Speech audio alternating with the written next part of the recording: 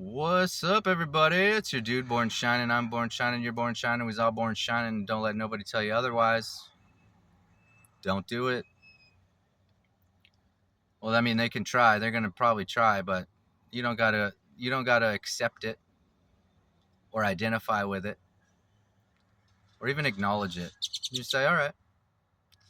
And so, yeah, I want to give a shout out to the universal life force, the great creator, spirit which moves through all things, archangels and ascended masters, my ancestors and crossover loved ones, my spirit guides and spirit animals, all the invisible helpers and friends, known and unknown, seen and unseen, and everybody who's working to raise the vibration frequency of this planet and the collective.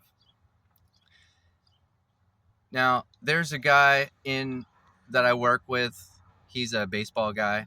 I'm not particularly a fan of baseball. I think it's a little slow for my taste. But I do appreciate the athleticism and when they're when they're when they're playing or when it's required.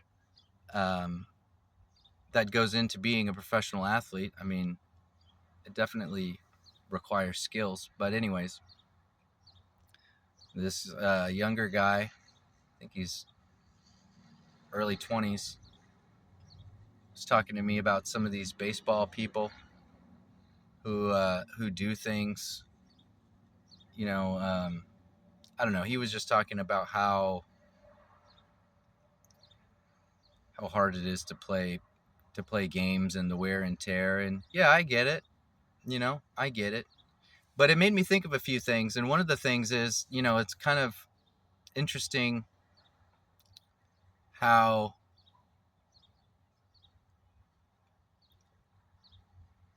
observers or fans kind of just go along. Well, what he was saying was like there's a pitcher, I don't know, he's in his 40s, he's injured, so he was taking like Advil and Red Bull to like stay ahead of the pain. It just got me thinking, like, it's kind of remarkable how some of these professional athletes, or it just got me curious, like, how do some of these professional athletes take care of themselves? And also, like, the extension of that thought is these children, the younger generations who look up to these professional athletes and they see them doing these things and they hear about them doing these things, is that really setting a great example? And again, I mean, I'm aware of the culture, I guess you could call it, of the West and how people are like interested in quick fixes and how most people's mindset is more like it's like a runaway train that's like heading off a cliff, you know? Like there's only so much you can do to optimize your health, or there's only like one way and you got to go to the gym all the time and you got to have a strict diet and you got to be you got to be this person or live some certain kind of lifestyle to to have to have health or be healthy or be able to recover and recuperate. And it's just really interesting, like how comfortable people have gotten with mediocrity, or like it just like accepting this acceptance of, it's like this fatalistic perspective on life and health and the body and all of these kinds of things. And I don't buy it. Maybe at one point in my life I would have agreed, but now, knowing what I know now, I see it as more of like a choice.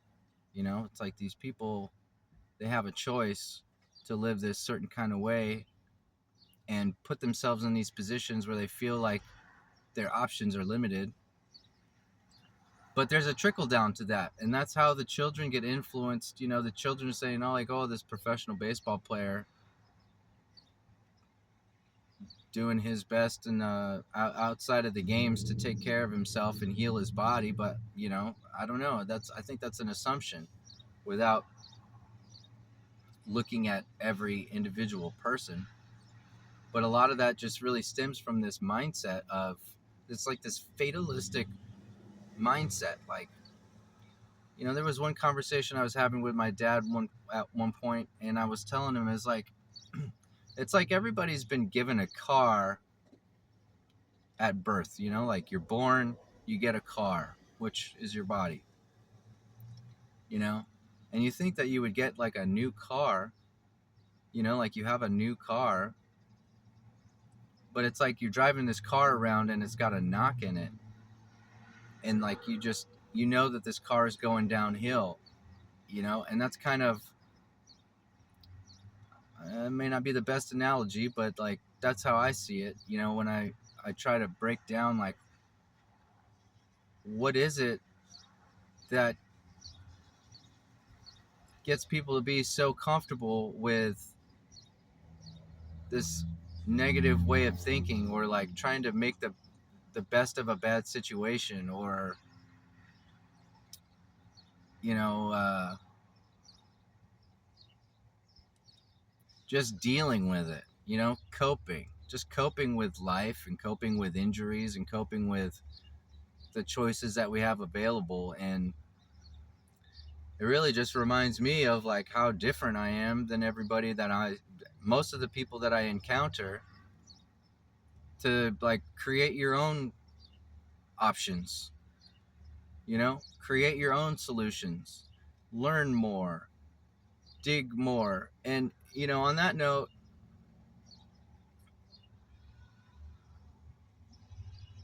at some point in my journey, I decided to start paying more attention, and start focusing more on things that empower you.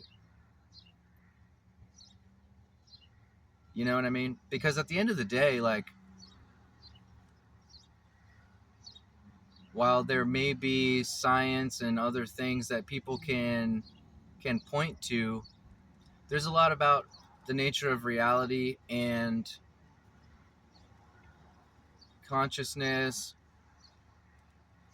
the 3D world, and being here on Earth, that we don't really know that much. We don't have that much knowledge.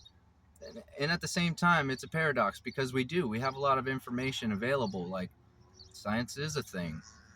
We can look at things and measure them and study them. And so it's like, I'm an advocate for empowerment, like self-empowerment. What's going to empower you? And it's really, it's up to you to decide, what do you choose to believe? You know what I mean? Do you choose to believe things that don't really give you hope? Do you choose to believe things that like bring you down? Do you choose to believe things that weigh you down? Do you choose to believe things that kind of leave you no way out? Or do you choose to believe things that empower you and give you a sense of purpose and give you a sense of power, and help you to make better and better and better decisions, and get better and better and better results? Because it's all a feedback loop. It's all a feedback loop. Whether it's negative or positive, it's all a feedback loop. So I think it's really important to focus on things that are empowering, which is, again, like at some point in the journey, I started looking at solutions. At first, I'll admit, whether it's in your personal life or you're looking out into the world, it can be overwhelming and difficult to kind of sift through all the stuff that's going on, to find the things that work for you. It's like, what do I want?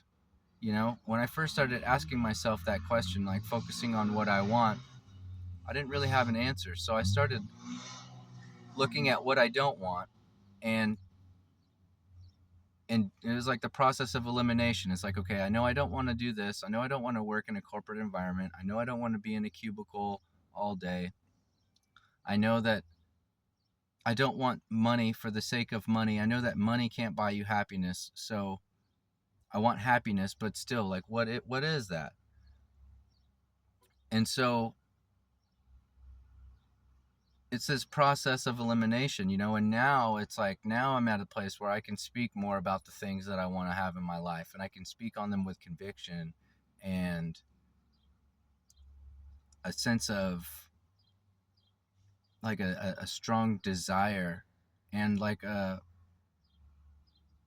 reason. Like there's a reason behind it. It's not just to make me happy, but a lot of it has to do with like my children now, and just being whole, you know. It's like a holistic, you know, like the things that I'm interested are they're holistic, you know. They're not just good for me, but it's good for the people around me, it's good for the planet, it's good for, you know, it's healthy.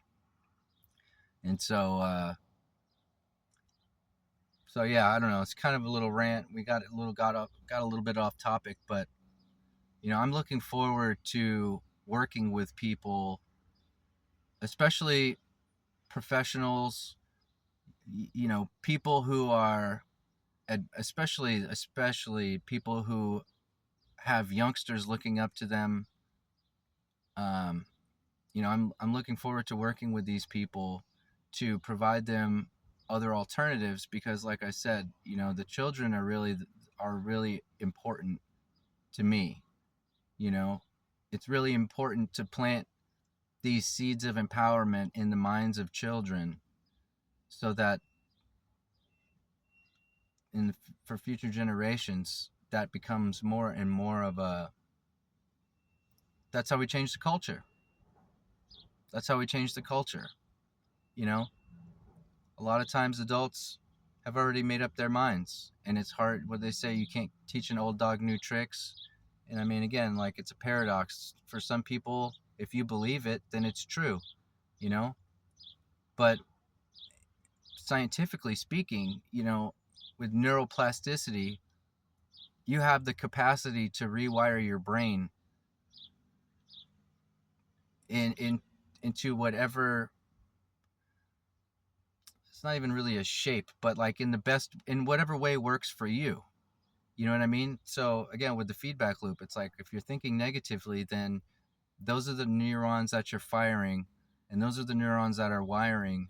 And so your external reality is going to reflect more of these things to you, you know. But when you wire your brain and your mind, well, it's not even your mind you're wiring your brain. You're using your mind to wire your brain. And so when you wire your brain to